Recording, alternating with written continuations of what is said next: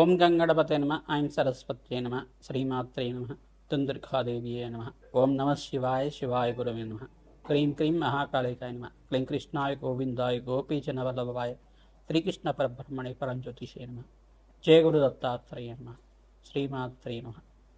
YouTube ప్రేక్షకులందరికీ కూడా నమస్కారం అండి. నేను పాలపర్తి గున్నా సినిమా జ్యోతిష్యం వాస్తు సిద్ధాంతిని.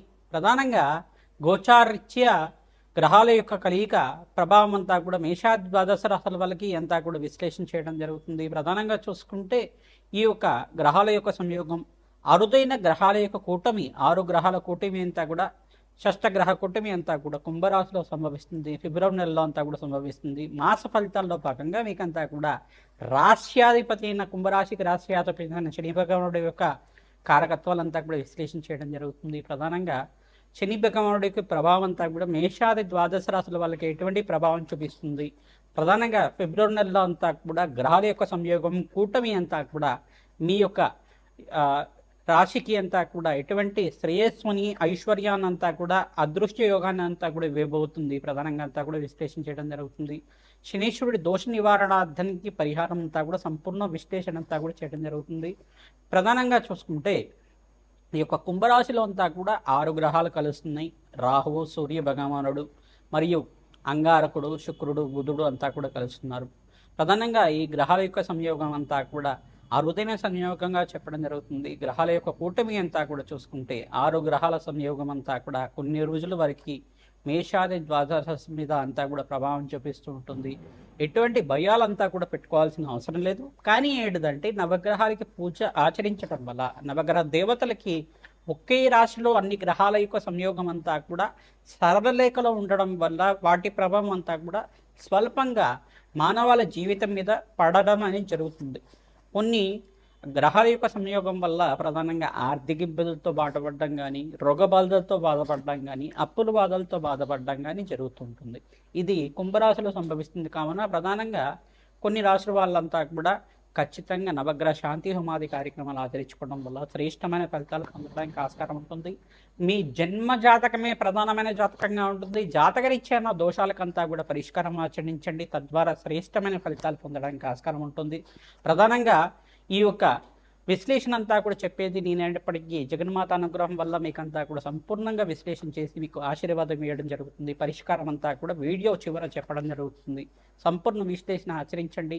మీకు పరిష్కారం ఆచరించడం వల్ల సర్వగ్రహదోష నివారణ అవుతుంది, అష్టైశ్వర ప్రాప్తి కలుగుతుంది, అదృష్ట యోగం సిద్ధిస్తుంది, రాజయోగ ప్రాప్తి కలుగుతుంది. శని భగవానుడు అంతా కూడా కర్మ ఫలదాతగా చెప్పడం జరుగుతుంది. కర్మ ఫలదాత అంతా కూడా మానవాళి చేసుకున్న విధానంగా, అంటే పూర్వజన్మలో కానీ ఇహ జన్మలో కానీ పూర్వజన్మ కర్మ సిద్ధాంతం ప్రకారంగా, ఈ జన్మలో చేసుకున్న కర్మ సిద్ధాంతం ప్రకారంగా మీరు చేసుకున్న పుణ్యకర్మలకి పుణ్య ఫలితాన్ని ఇస్తూ ఉంటారు.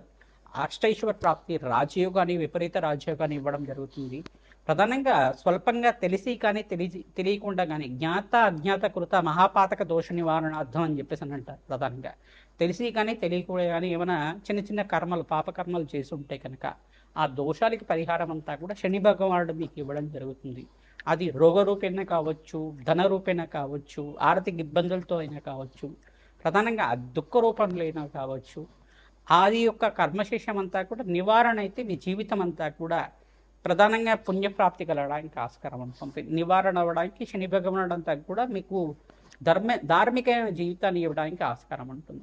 ప్రధానంగా న్యాయ నిర్ణేతలాగా శని భగవానుడు అంతా కూడా ఆయుకారకుడు, కర్మఫలదాత, ప్రధానంగా అష్టైశ్వర ప్రదాత, రాజయోగ ప్రదాత అనే శని భగవానుడు అనుగ్రహం వల్ల శ్రేష్టమైన ఫలితాలు పొందడానికి ఆస్కారం ఉంటుంది. శని భగవానుడి ప్రీతికరంగా ప్రతి శనివారం రోజున తైలాభిషేకం చేయడం, తెల్లలు దానం చేయడం, శనివారం శనిహోరలంతా కూడా ఆచరించడం, కాలభైరవ స్వామి దేవాలయంలో కూష్మాండ దీపాన్ని వెలిగించడం, కాలభైరవ అష్టకాన్ని చదువుకోవడం వల్ల శ్రేష్టమైన ఫలితాలు పొందడానికి ఆస్కారం ఉంటుంది. అవకాశం ఉన్న వాళ్ళు ప్రతినిత్యం కూడా గోమాత సేవ చేసుకోవడం వల్ల శ్రేష్టమైన ఫలితాలు పొందడానికి ఆస్కారం ఉంటుంది. ప్రతినిత్యం కూడా దత్తాత్రేయాయ స్మరణ మాత్రమే సంతుష్ట ఆయన నామాన్నంతా కూడా జపాన్ని ఆచరించండి. తద్వారా శ్రేష్టమైన ఫలితాలు పొందుతారు. సకల గ్రహదోష నివారణ అవ్వడానికి ప్రతినిత్యం కూడా నవగ్రహాలకు అభిషేకం ఆచరించండి. అష్టైశ్వర ప్రాప్తి కలగడానికి ఆస్కారం ఉంటుంది. శ్రీమాత్రే నమః. కుంభరాశి జాతకులకి ఫిబ్రవరి నెల మాస ఫలితాల్లో భాగంగా ఈ యొక్క కుంభరాశిలో అంతా కూడా షష్టగ్రహ కూటమి సంభవిస్తుంది. గ్రహాల యొక్క సంయోగం అంతా కూడా కొన్ని రోజుల వరకే ప్రభావం చూపిస్తుంది. ప్రధానంగా భయపడాల్సిన అవసరం ఏం లేదు. ప్రధానంగా అగ్నికి నవధాన్యాలు సమర్పించడం కానీ, నవధాన్యాలంతా కూడా నవగ్రహాల దగ్గర కొంచెంగా వేసి నవగ్రహాల దగ్గర సమర్పించేసి అంతా కూడా మీరు ప్రదక్షిణాలు ఆచరించడం, ఆవునేత దీపారాధన చేయడం వల్ల శ్రేష్టమైన ఫలితాలు పొందడానికి ఆస్కారం ఉంటుంది. ప్రతినిత్యం కూడా నవగ్రహాలకి ప్రదక్షిణాలు ఆచరిస్తూ ఉంటుంది. సర్వగ్రహ దోష నివారణ అవడానికి ఆస్కారం ఉంటుంది.